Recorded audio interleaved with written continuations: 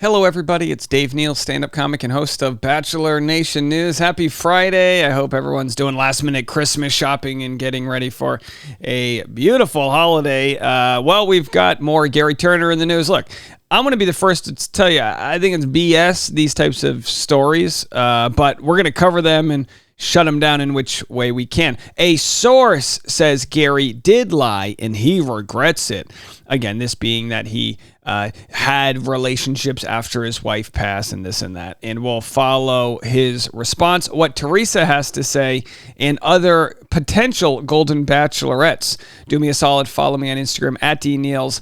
Patreon.com/Dave Neal for behind-the-scenes bonus content, and also Bachelor Rush Hour, the hit podcast, every morning and afternoon. I will have a special Christmas episode of Bachelor Rush Hour for all of those folks that don't celebrate Christmas or you want some content on a lonely day. I totally get it. If you're with your family, no need to listen.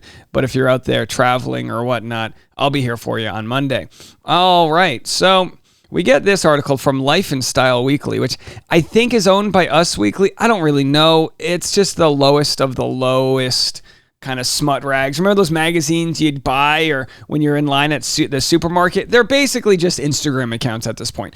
Golden Bachelor, no offense, Golden Bachelor producers knew Gerry Teresa lied about his past relationship. Gerry Teresa was thoroughly vetted, a source tells Life and Style. So why the massive lie?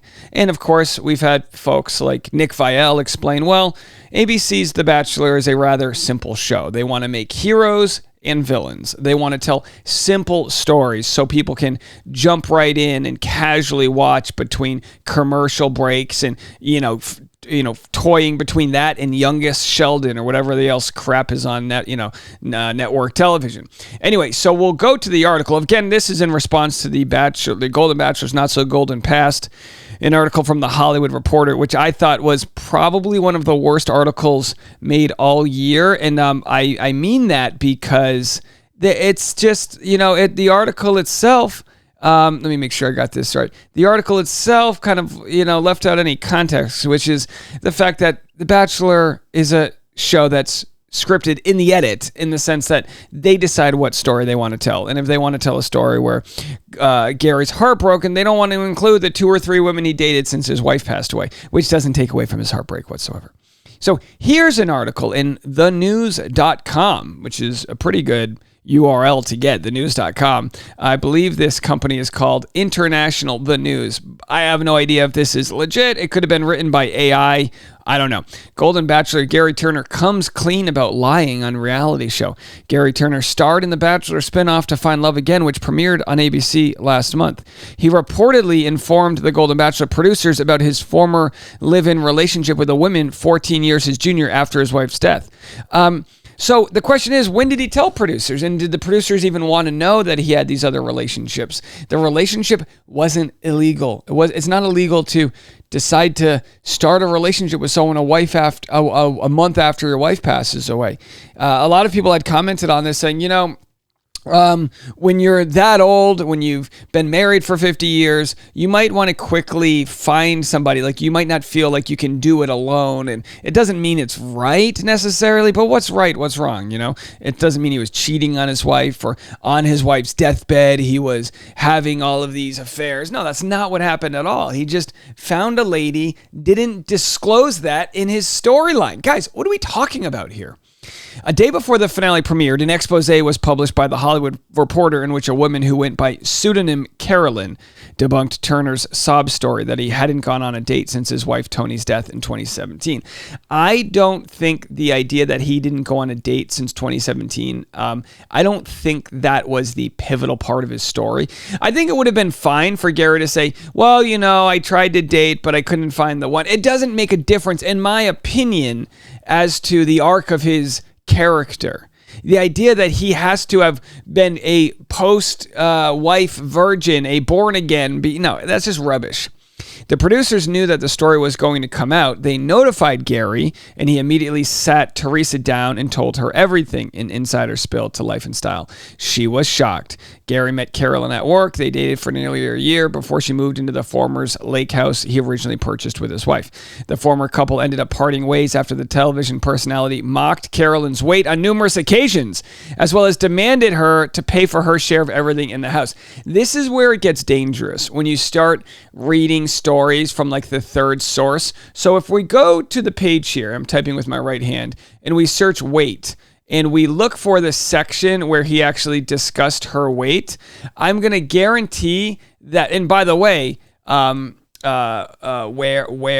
about wearing something, right? I'm going to guarantee that in this discussion, and which, by the way, is the retelling of one person, we don't actually know what was actually said here, right? It's just a matter of I hate to say jilted lover, and I'm not even seeing it, but you guys know what I'm talking about. She says that he refused to take her to his reunion. So if we search reunion here, you'll see, there it is. She was packing for Gerry's high school reunion set to take place on October 2019. I'm not taking you to the reunion looking like that, Carolyn recalls him saying as he pointed to her body. She'd put on 10 pounds from stress, she says, but certainly wasn't fat.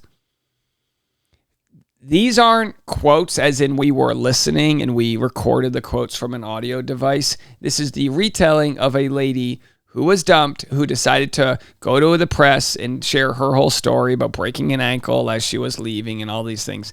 Not to say that she might not recall that correctly, but we have no idea if Gerry decided to take her or not take her to his high school reunion based on her size. We have no idea. That's her summary of it all. And yet when we go to this article, we immediately just hear, oh, he mocked her for her size. This is what gets annoying when articles get farther and farther from the truth. And then you go, oh, Gerry's a size shamer, this and that. We have no idea. We have no idea that the only thing we know here is that Gerry dated this lady after his wife died. That's all we know. Either way, the source says he did lie and he regrets it. They insisted he has grown a lot during this process. He sees the mistakes he's made and wants to move on. And I know you might look at me and say, Dave, why do you keep on defending this guy? Well, I'm really just less defending him and more criticizing shit journalism. I'm sorry. I am no expert on the matter here. None whatsoever. But you just know shit journalism when you see it. And this is the end of the human centipede of all of the bullshit. This is the summarization of an already shitty article that we had here, where she says, I wasn't allowed to go to his high school reunion, so it must be because he thought I was fat. Who knows what she was wearing? Why did he say you can't go looking like that? Did he even say that? These are the types of questions I would ask and would love to hear his side of the story. Let's move on to another Golden Bachelor story. Ellen, remember Ellen? We love Ellen. Almost backed out of Golden Bachelor after developing golf ball-sized abscess. Yikes. That's a nasty story. Bachelor Nation's Ellen almost never made it, but her friend Roberta offered up some major motivation. I never told anybody this. I developed an abscess on my cheek, and it was 3 weeks before I was supposed to go, Ellen revealed during the Friday episode of the Ben and Ashley I Almost Famous podcast, noting that she couldn't go on television with something on her face. It was really like a golf ball. Pretty wild stuff. I tell you what, let's just go to Almost Famous here and actually listen to see. Let's see if they have any clips up. If they're a good podcast, they'll have a clip up of this, and we'll have to see if they do. Oh, it looks like they've got some clips up. I don't know if it's the clips. Let's see here. Do you ever fall into anyone's... Oh, this is Joan. So this is from yesterday. So they interviewed Joan as well. All right, so Ellen had a golf ball-sized abscess. It looks like she was able to get it removed in time. Let's hear what Joan had to say. Both Ellen and Joan very much in the running to be the next Golden Bachelorette. What about DMs? Do you ever fall into anyone's DMs? Oh my goodness. I believe they call it sliding. Sliding. Sorry, into DMs. I haven't been single in 20 years, so I've heard this. There you go. Now, Joan, just before you say it, I met my wife through sliding into her DMs. How do I vet the people that? So I've had a lot. I don't know that you vet, and I've just had continue some. to talk, right? Yeah, you just don't. Or you can do a background check. I mean, I think I would need to. So I've had. Okay, I'm going to say it because I'm sure this will get beeped out. But I've had pics sent to me via no for the love. No. This is Joan from the Golden Bachelorette saying she's had nude photos sent to her. Garbage. Many. No, not many. Several, though. What about DMs? Do you ever fall into anyone's DMs? So there it is, folks. There it is, Joan on Almost Famous. And look, we love to see it. This is essentially the way that The Bachelor auditions the different ladies here. They have them go on different shows, give interviews. It's a way for the producers to get to see their character a little bit more and see how they would handle the rounds of going on the different shows. Can they tell stories well and all these things? It's kind of important to have a lead that can handle all of the different circumstances. I think Gerry did a pretty good job for the first Golden Bachelor, for him to tell his story. And the worst fallout is that he wasn't completely upfront about his dating history. I think is the most minimal of accusations you could make about somebody.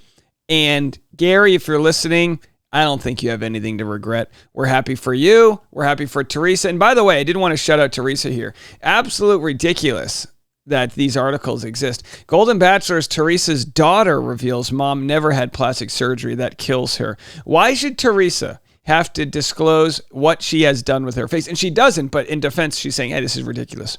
She's never had any plastic surgery that kills her, Jen says about the most shocking misinformation spread about Teresa, 70 years young after she made her reality TV debut. She can't take it when things say that she had a facelift and stuff like that because, really, she eats so healthy and she's done all these things and she's 70. Jen adds that her mother was upset that people thought she went under the knife, and she's like, oh man, for them to know, and by the way, they messed the quotes up here. She's like, oh man, for them to now say that I've done all this stuff when I haven't, she explains. Throughout the season, many viewers took to social media to speculate on whether or not Teresa altered her appearance with plastic surgery. Teresa on The Golden Bachelor has an and then they shared some of the mean comments that people left. Leave her alone. Let her, she seems like a happy person. She's in great shape. She found love with Gerry. What the hell do we care? Quit it, folks. Right? It's all love here. These stories, it's barrel scraping season, and they have scraped the barrel, and we're here to call bullshit on their scraping. Poor form on these articles. Get your act in order, right, folks? All right, I'll be live right after this. If you want to put some bread in the tip jar, patreon.com/Dave Neal. You can also join the podcast. It's free, Bachelor Rush Hour. I'll have a very fun afternoon episode you can check today on your drive home from work. We'll be back right after this.